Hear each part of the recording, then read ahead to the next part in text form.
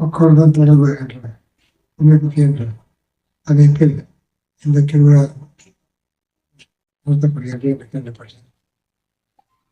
மக்களுக்கான நாம் படித்து இந்த தொழிலை கொண்டு மக்களுக்கு தொழில் செய்வதே நாம் படிப்பேன் நோக்கம். இது மறந்து பிழைப்புக்காக செய்வது என்பது பெரியவர்கள் எல்லோரும் படிக்கிறார்கள். நான் 5 சகோதரர்களுடன் பிறந்தவன். ஒவ்வொரு தொழில் இருக்கிறார். நான் இது இல்லை. நான் அச்சகத்தில் வேலை பார்த்து கொண்டிருந்தேன். ஆனால் எப்படி மொழி பற்றி அதிகரிக்கப்பட்டு வந்த பிறகு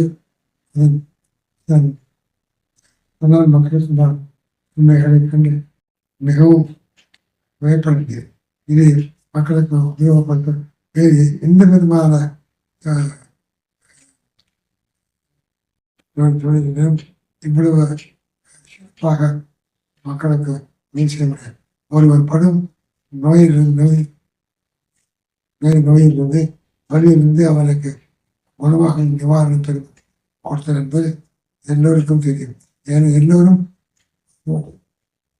சில நோய்களை இருந்து அனுபவிக்கிறார். இது அப்படிப்பட்ட ஒரு தொழிலாகவும் அதற்காக நம்மை ஒவ்வொருவரும் தயார்படுத்திக் கொண்டு என்றால் ஹோமியோபதியை எப்படி உபயோகப்படுத்துவது என்று சிறப்பாக அதை ஒன்றே ஒரு வழியாக கொண்டு செய்ய வேண்டும். பிழைப்புக்காக செய்யும் பிழைப்பாக எத்தனையோ வழி இருக்கிறது. ஒன்றுமே வேறு இல்லாமல் பயிற்சி கொண்டாங்க. கவர்மெண்ட் மட்டும் 100 ரூபாயோ 150 ரூபாய் சும்மா இருக்கிறாங்க. அதையும் நானும் வாங்கி சாப்பிடலாம் இல்லை. இது என்ன நன்றாக படித்து உணர்ந்து செயல்பட வேண்டும். 3 படிக்கட்டு நன்றாக படிக்க வேண்டும். என்ன ஒவ்வொரு குறிப்பும் என்ன இங்கு சிறப்பு கூடும் நோயாளி எந்த தெரிந்து கொண்டு ஏதோ ஒரு மருந்தை கொடுத்து சொன்னார்கள் என்று நீ கண்டிப்பாக உணர்ந்து கொண்டு செயல்பட வேண்டும். நான் மருந்தை கொடுத்து நான் கொடுத்த செய்யப்பட்டது என்று பெருமைப்படுகிறார்கள்.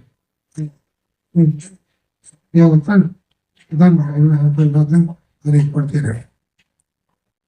ஒவ்வொரு தினமும் ஒரு மணி நேரமாக படிக்க வேண்டும். வெற்றியாக படிக்க வேண்டும்.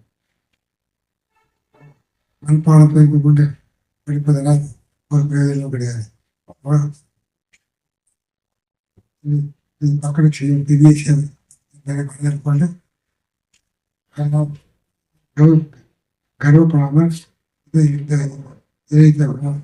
இதை எனக்கு தெரியப்படுத்திய ஆளுநர் பெரும் 32 வருஷங்களாக 22 வருஷங்களாக